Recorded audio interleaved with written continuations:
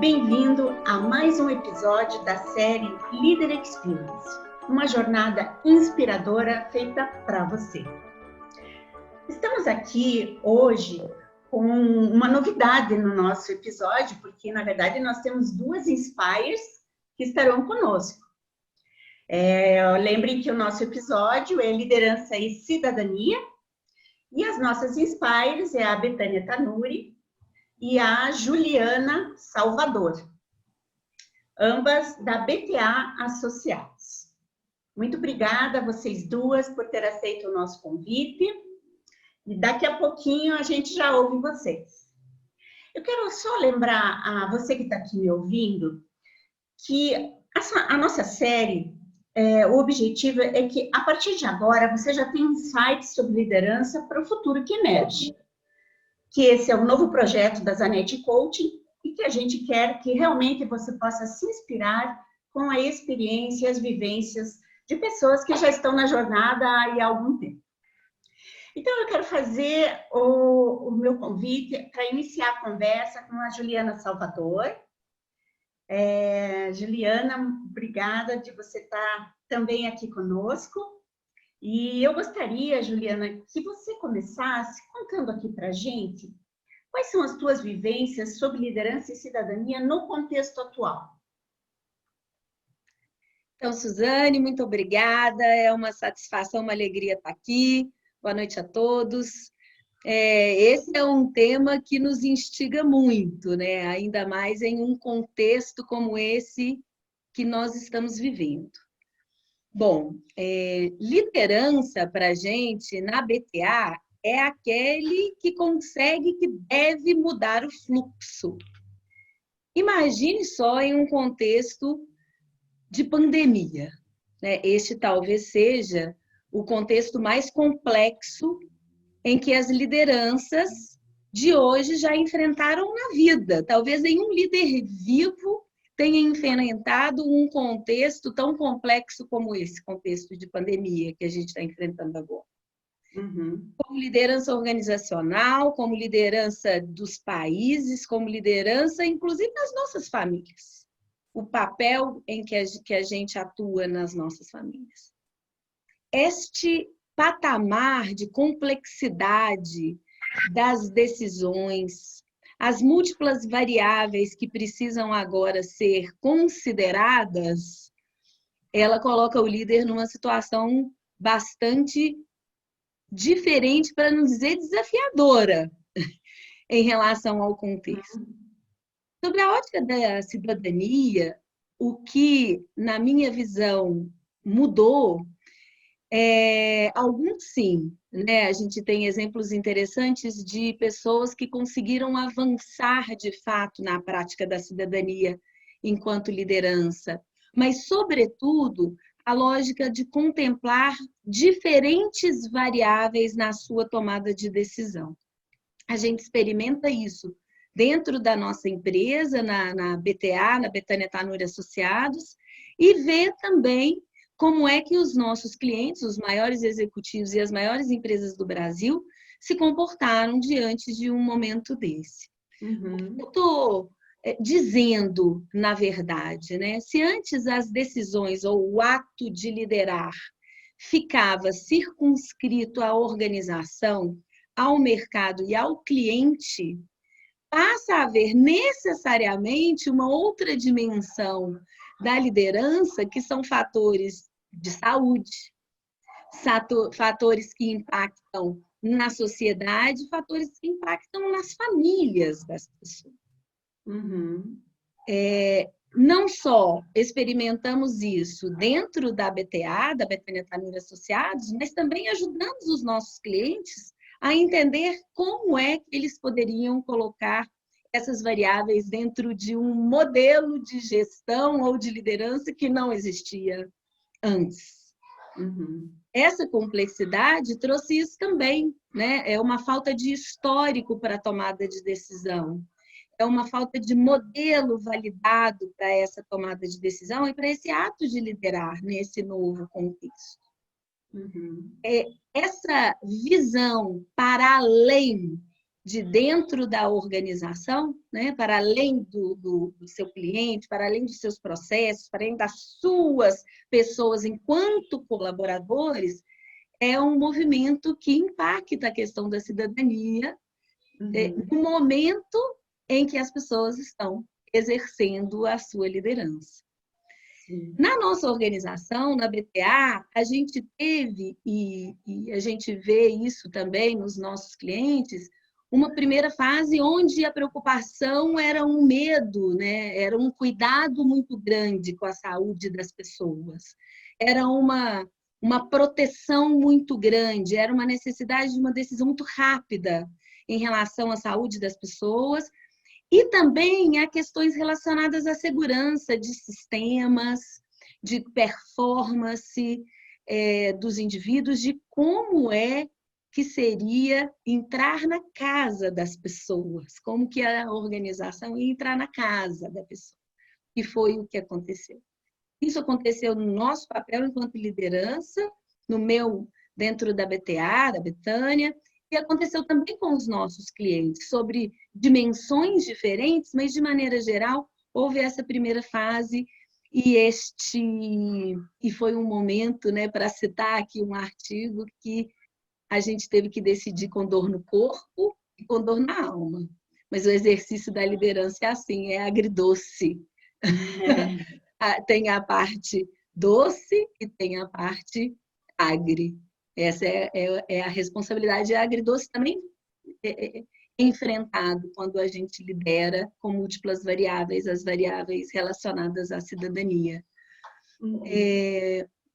Em um segundo momento, as pessoas começaram a perceber que não adiantava só, depois dessa primeira fase turbulenta, as pessoas começaram a perceber que não adiantava só olhar para a própria performance. Existia um problema maior a ser resolvido. E por quê, né? Porque também estavam sendo impactadas por esse problema maior, enquanto liderança individualmente, na performance das organizações, e enquanto cidadãos, propriamente ditos. Este olhar para fora da organização começou, na nossa visão, a acontecer de uma forma mais intensa nesses últimos meses e nessa situação que estamos vivendo agora. E como? Com essas variáveis, múltiplas variáveis sociais, de família, de saúde, começando a fazer parte do modelo de decisão dessas pessoas, não só das preocupações, mas também para compor como é que a gente pode, enquanto liderança, ajudar a resolver um problema que não é da sua organização, da sua cidade, do seu estado, nem do seu país. É algo que está acontecendo no mundo. Esse olhar, na minha visão, ampliou profundamente e eu realmente espero ter muitos ganhos aí com uma nova estatura de liderança, não só individual, mas também dos principais executivos e das lideranças do país. Tá bem, Juliana. Obrigada pelas primeiras impressões aí, né, daquilo que você está vivendo. Daqui a pouquinho eu te chamo de novo, que eu gostaria que você comentasse sobre uma pesquisa muito bacana, que eu sei que a Betânia Tanuri Associados já possui, ligado ao líder estadista, tá bem? Tá bom. E aí, vamos então na sequência aqui da nossa conversa, chamar e ouvir a Betânia Tanuri. A Betânia é uma pessoa que eu já acompanho há algum tempo, já tive o privilégio de estar pessoalmente com ela. E você sabe, Betânia, que uma das coisas que me surpreende muito é o seu vigor. A Juliana deve ter esse privilégio aí diário, né? Porque afinal vocês duas estão na BTA. Mas eu realmente acho que esse vigor é uma coisa que encanta a qualquer pessoa que quer pensar em ser líder, né? Então, é mais um motivo para você estar aqui, Betânia. E eu quero começar, então, te ouvindo, uma pergunta que talvez seja assim tão simples, mas ela parece tão importante, né? Que é, na verdade, o que é para você o sinônimo de liderar, Betânia? Conta pra gente.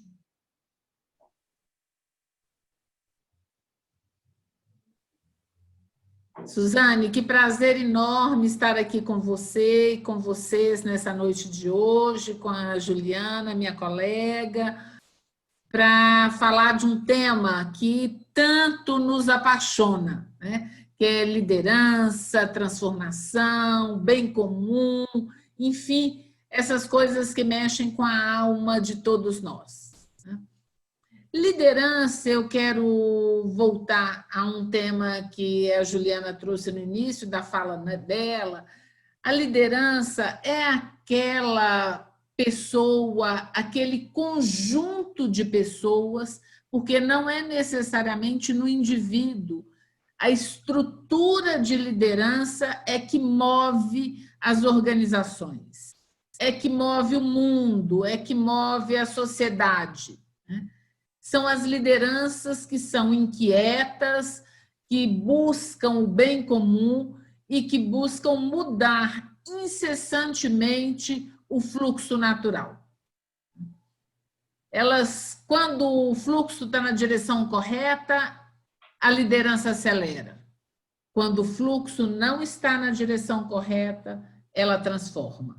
E é isso que dá vida à liderança, que dá vida às pessoas, às equipes e aos grupos sociais.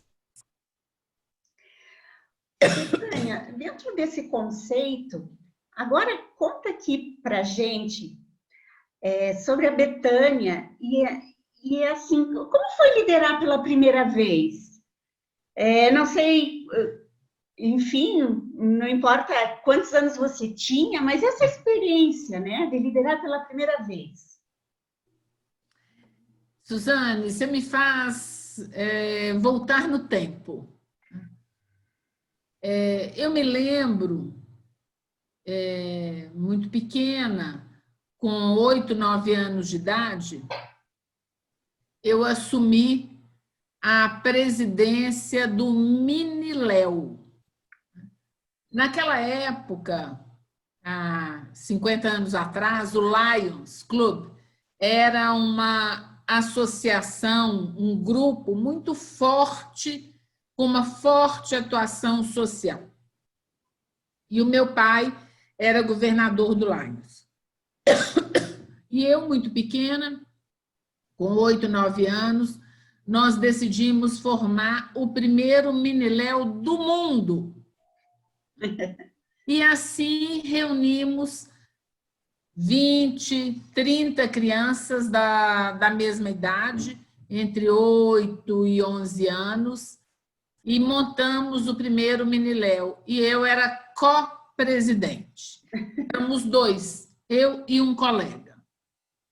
E naquela época, eu perguntei para o meu pai, mas, pai, por que só no Miniléu as meninas podem liderar? Porque no Lions, naquela época, os homens eram governadores, os homens eram presidentes e as mulheres eram suas acompanhantes. E ele me deu uma resposta que naquela época eu não entendi, mas guardei no meu coração. O Miniléu é o avanço da sociedade. As mulheres irão liderar. E aqui estamos. Que bacana, puxa, 8, 9 anos, hein, Betânia? Você sabe, essa é uma pergunta que me veio aqui agora, me permita te perguntar, porque às vezes as pessoas têm concepções diferentes em relação à liderança e pensam que o líder nasce pronto, e coincidentemente você teve uma experiência muito, muito nova com a liderança. Como é que a gente pode entender essa questão do líder, né? Enfim, como é que isso corre na veia de cada um? Nós fizemos, Suzane, uma pesquisa internacional, onde nós representamos o Brasil com um grupo de Stanford, onde nós entrevistamos lideranças ao redor do mundo. E nós chegamos a algumas conclusões. Primeira conclusão: os líderes são aqueles que são reconhecidamente pessoas que as outras querem seguir. O líder não tem um cargo necessariamente. Ele atrai e as pessoas dão a permissão a ele de serem lideradas. E essas pessoas tinham alguns atributos comuns ao redor do mundo, incluindo o Brasil. As características básicas do líder são desenvolvidas na infância. Os traços fundamentais de coragem, justiça, assunção de riscos, olhar o bem comum, são traços desenvolvidos na infância. Aí você pode me perguntar, Betânia, mas você lida com desenvolvimento, isso significa que se não desenvolveu na infância, não tem mais jeito? Claro que não é isso. Mas o embrião fundamental está desenvolvido ao longo dos primeiros anos de vida. Uhum. Depois você pode aperfeiçoar, você pode desenvolver e até criar outras sementes que são produtivas ao longo da sua vida no que se refere ao estilo de liderança. Certo. Mas atenção, nós não podemos negar a base estruturante psíquica que nós temos desde a infância. E um ponto comum, Suzane, muito interessante, é que todos os grandes líderes tinham vivido, ao longo da sua infância, desafios importantes. Uhum. Então, esse foi um traço ao longo dessa pesquisa que identificamos nos mais diferentes países. O que significa desafios? Eu estou falando de desafios significativos. Algumas pessoas mudavam de cidade constantemente, tinham de recompor os vínculos. Outros eram pobres de ter dificuldade com as necessidades básicas. Outros, o pai morreu, a mãe separou, enfim, problemas de desafios importantes. Então só as pessoas que tiveram uma infância difícil se tornam líderes? Não. O desafio pode ser um desafio forjado para o bem e não necessariamente com o sofrimento. Eu me lembro, Suzane, da minha primeira bicicleta. Uma bicicleta vermelha, linda de morrer, e que eu era alucinada para ter uma bicicleta. E o meu pai, minha família, uma classe economicamente privilegiada, falava, não posso te dar a bicicleta. Você vai ter de tirar tal nota, passar de ano, e no final do ano você ganha a bicicleta. Eu sonhava o ano inteiro com a bicicleta. Era porque não podia me dar a bicicleta? Não, podia. Era o desafio de não ter todas as coisas na mão o tempo inteiro. E esse é um problema que nós vivemos hoje. Os pais e as mães hoje têm baixa resistência à frustração. Então, às vezes, a gente cria menos ambiente desafiador para os filhos do que deveria. Tem toda uma questão ligada à própria conquista, né? Que eu acho que faz parte, né, de ir nos forjando, entendo. Betânia, conta também para a gente uma coisa que eu acho sou muito curiosa de saber disso. Porque eu te considero uma líder, né? Uma boa líder. Quais os elementos que te fizeram ser um bom líder? São dicas preciosas aí, hein, para quem está nos ouvindo. Eu acho que um ponto que naturalmente me orienta, Suzane, é a busca do bem comum. Isso naturalmente me orienta. com um senso de justiça muito forte, né, e com um grau de exigência altíssimo. Uhum. Eu sempre me oriento, né, pela máxima, né? Aliás, eu escrevi um artigo com esse título, né?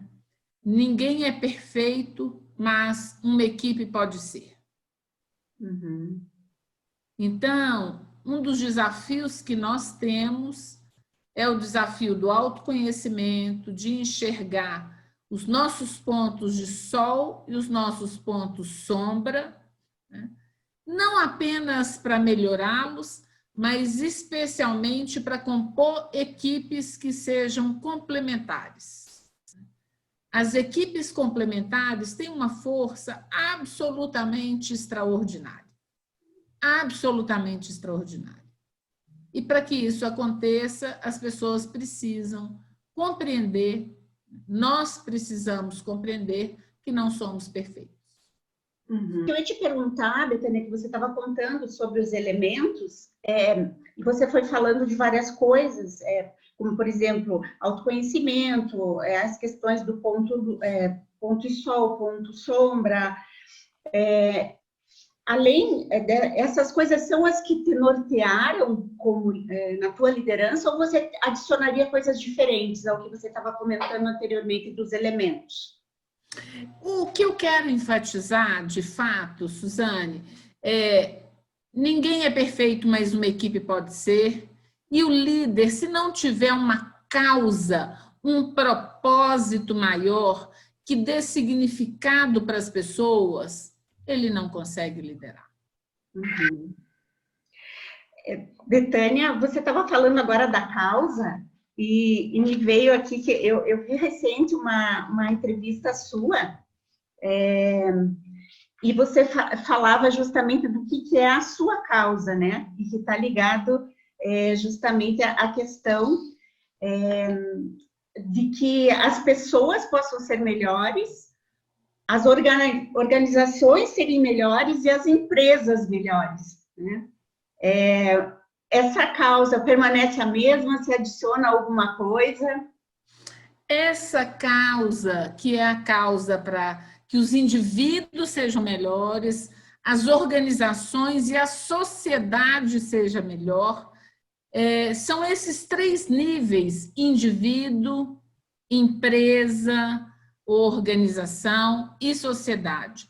É isso que me move, Suzane, é isso que move as centenas de pessoas que estão na BTA, que são amigas da BTA, que fazem parte da nossa rede, que são nossos clientes, parceiros, porque as pessoas percebem que isso é para valer, né? Uhum. Esse desejo, de fato, de contribuir para os indivíduos, para as organizações e para a sociedade, me move desde sempre.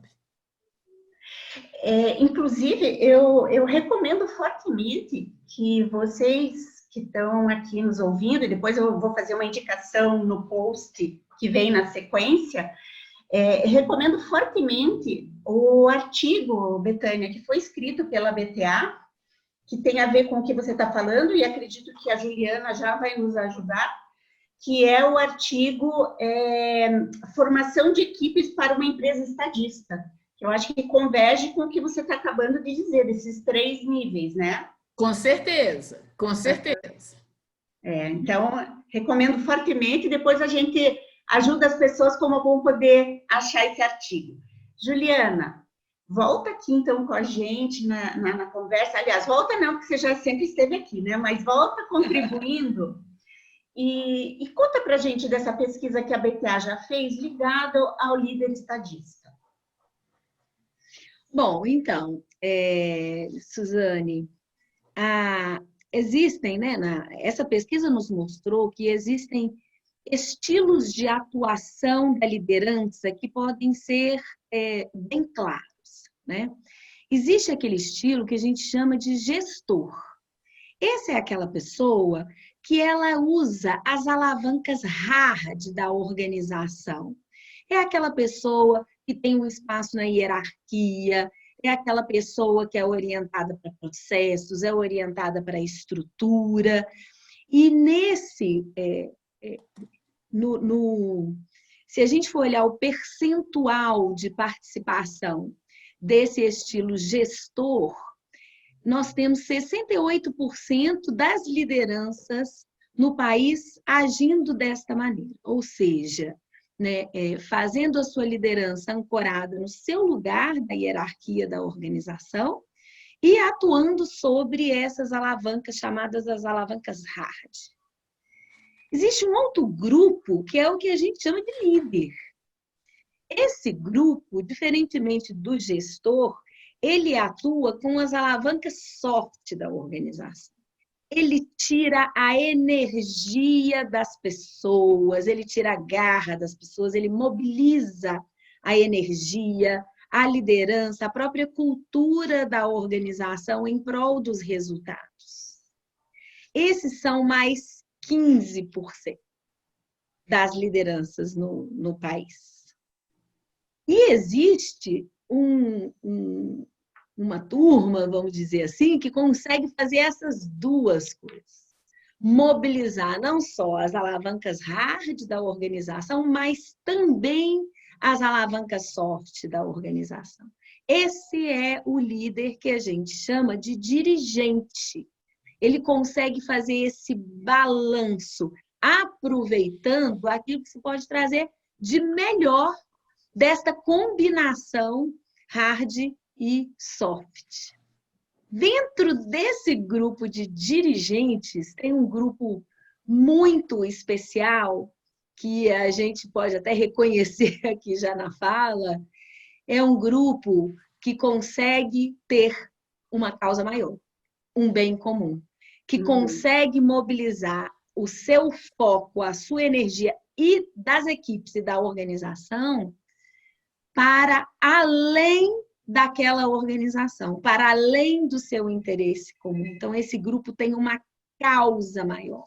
O impacto, não só na sociedade, em prol do bem comum, é interesse e alavanca motivadora desse grupo de dirigentes estadistas. Os dirigentes representam 7% dos líderes. E há algum tempo atrás, em 2013, nós tínhamos 2% somente das lideranças no país como líderes estadistas. Hoje, para nossa alegria e motivação, esse número aumentou. Hoje a gente já tem, segundo os nossos dados, 5% das lideranças brasileiras enquanto dirigentes estadistas. O ponto a observar aqui é que os demais percentuais se mantiveram constantes, mas os líderes estadistas aumentaram, o que é uma notícia muito boa quando a gente relaciona a ação de liderar e o ponto da cidadania. Juliana, e aqui só me ajude com uma coisa. Quando você está dizendo hoje, está relacionado à questão da pandemia? Não, esse é um movimento que já vem sendo percebido ao longo do tempo. Agora, essa é uma boa pergunta, né, Suzane? Ver daqui a pouquinho como é que esse percentual vai se comportar. Ah, sim. Então, no que vocês tiverem essas novidades, avisem que eu vou querer saber e faço questão de divulgar, porque é muito chocante a gente ter um número, na verdade, mesmo 5%. Tudo bem, vamos ficar alegres, mas é um número muito, muito, muito baixo. Suzane, é baixíssimo 5%. É baixíssimo, né? Tem de comemorar, como diz a Juliana, porque mais que dobrou, mas é muito baixo. Esse é um dado do final do ano passado, portanto, pré-Covid. O que a gente tem uma grande esperança do verbo esperançar e não do verbo esperar, é que esse número possa ser alavancado função da crise que nós estamos vivendo, né? Porém, é importante que a gente saiba que todos os movimentos que nós estamos vivendo na crise, seja em nível da sociedade, ou seja em nível das organizações, nós não podemos achar que esses movimentos serão incorporados naturalmente na vida cotidiana. É preciso método para que essas mudanças em nível de cultura, do estadismo, sejam de fato apropriadas pelas pessoas, pelas organizações, sociedade. Betânia, aproveitando então agora que você tocou nisso, como você acha que é o líder que o mundo precisa e qual é a tua experiência sobre isso? O líder que o mundo precisa é aquele que tem uma causa, que tem coragem vital para fazer com que essa causa seja transformada em realidade, porque os obstáculos são muitos, com toda certeza, né? E é o líder que compreende, conforme nós já falamos, que ele precisa de jogar coletivamente. A era do super-homem ou da Mulher Maravilha já passou. Hoje o jogo é de colaboração, o jogo é de interrelacionamento, de interdependência. É esse o nome do jogo atualmente. Aquelas pessoas que acham que são super-homem, Mulher Maravilha, que não erram nunca, o voo vai ser muito curto, muito curto. E essa crise, Suzane, ela nos fez acordar no Brasil que ela escancarou a desigualdade social. Escancarou a desigualdade social. E se nós, enquanto sociedade civil, enquanto uma classe privilegiada, pelo nível de educação, pelo nível social que temos, enquanto a gente não assumir verdadeiramente o nosso papel, não tem jeito. E é por isso que eu aqui convido todas as mulheres que estão nos ouvindo a participar de um movimento super bacana, que eu tenho o privilégio de participar desde o seu nascedouro, que é Mulheres do Brasil, que hoje tem mais de 50 mil mulheres espalhadas por 18 países, onde queremos ser o maior movimento político apartidário para o bem do Brasil. Certo, eu já faço parte. Então, eu sei. Posso... Você, Juliana, agora nós estamos convocando as outras pessoas que nos ouvem. Isso mesmo. Eu vou voltar para a Juliana, Betânia, para ter aqui mais um pouco do conhecimento e da sabedoria dela, e aí daqui a pouquinho eu volto para você e a gente já vai fechar, tá bem? Tá bom. Juliana, eu tenho feito assim, aí as perguntas para a Betânia sobre a líder, né, que ela é, o que ela já foi, e a gente não tinha programado isso, mas eu fiquei curiosa, eu queria, se você pudesse, sentir à vontade, conta pra gente como foi ser líder pela primeira vez. Então, Suzane, sem combinar, hein? Mas vamos lá. Não foi tão nova quanto a Betânia, mas também foi nova. Foi nova, sim. Existia um movimento, ainda existe, de integração de culturas, chamado American Fields. Esse a gente chamava de AFS. Uhum. E esse era um programa de intercâmbio. Lá naquela época, há muitos anos atrás, muitos anos, quase 30 anos atrás, era um dos únicos programas de intercâmbio. E esse era um programa que só funcionava se as pessoas trabalhassem ali voluntariamente. E neste programa havia uma causa. Ele havia surgido de uma causa, que era o entendimento de que se as pessoas conhecessem umas às outras, se elas aprendessem outras culturas ou se comunicar de formas diferentes, o mundo seria melhor. Esse era o propósito dessa organização. E lá eu fui também uma líder desse movimento, aos 14 anos, e o que me chamava mais atenção era a força do coletivo. Como é que, com a união de múltiplas inteligências, a gente conseguia fazer uma equipe perfeita, apesar de nós não sermos individualmente perfeitos. E a gente conseguiu, com o trabalho voluntário de vários jovens, proporcionar essa troca, esse momento de intercâmbio, inclusive o meu, né?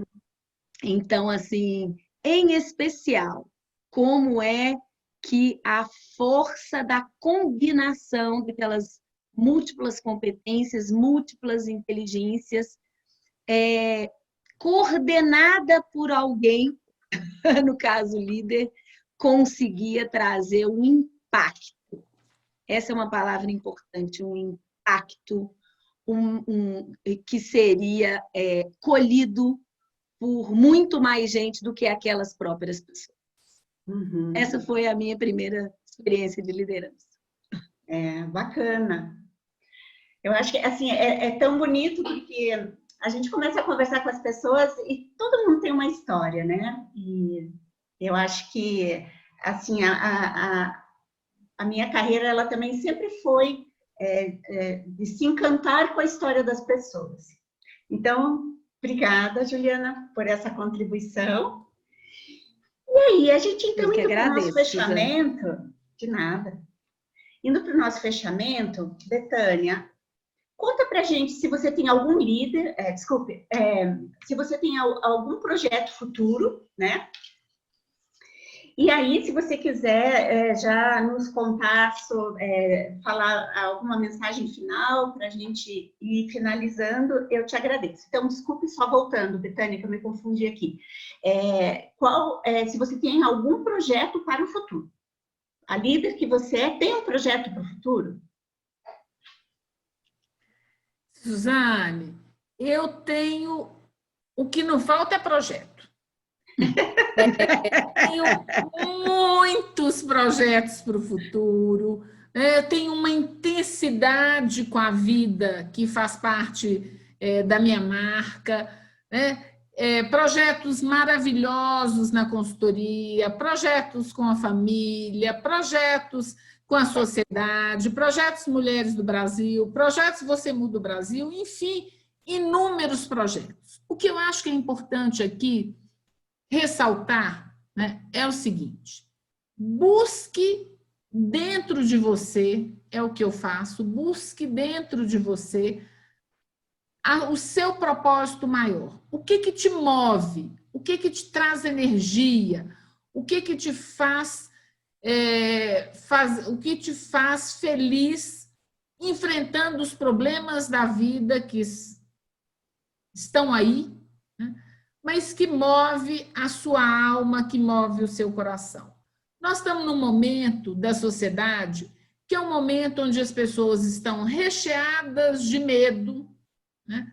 Medo da doença, medo da economia, medo das mudanças, muito medo, onde o grau de incerteza, inclusive de qual será a duração dessa crise, é uma incerteza que assola a alma das pessoas, as almas das pessoas, e, portanto, a única coisa que pode funcionar como seu fio terra, né, como seu pilar de sustentação, né, é a causa que você tem no coração.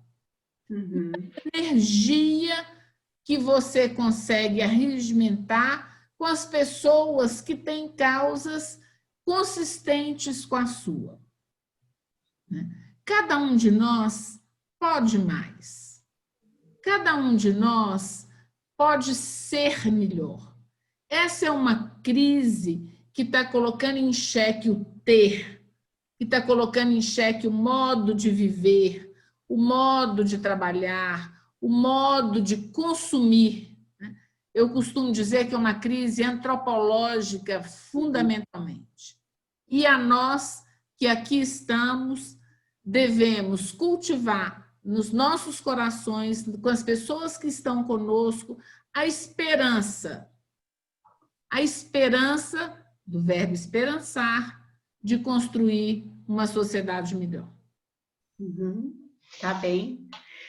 Olha, é muito bom ouvir você, Betânia e Juliana. Eu tenho uma crença muito forte no líder cidadão. Eu penso que quando a gente também encontra pessoas, eu sei que você está muito mais tempo nessa jornada, mas que bom que então a gente tem essa mesma crença. Gosto muito dessa ideia da vocação cidadã e também quero estar trabalhando mais esse tema, porque eu penso que essa é uma parte importante que nós podemos fazer e contribuir. Então, eu fecho aqui. Obrigada a você que está aqui nos ouvindo, e assim a gente encerra esse episódio da série Líder Experience. Até mais. Betânia, Juliana, muito obrigada. Muito obrigada, Suzane. Obrigada, Suzane. Tchau.